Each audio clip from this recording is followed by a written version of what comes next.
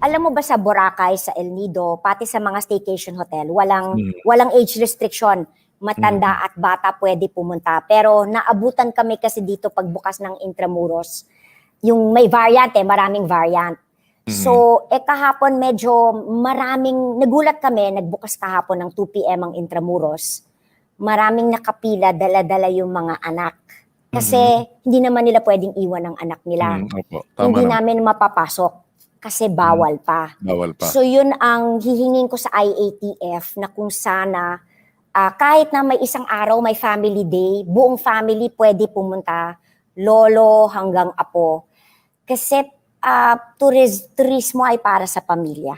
Mhm, Hindi lang okey. for 15 to 65. Mhm. At gaya nga ng sabi ng travel survey, 'di ba, pang-alis ng mental health for your Mm. sanity. Hihingin ko lang na at least kunyari may one day na family Hmm. day, yung isang pamilya pwede pumunta sa Intramuros, safe doon at makapag-enjoy ang buong pamilya.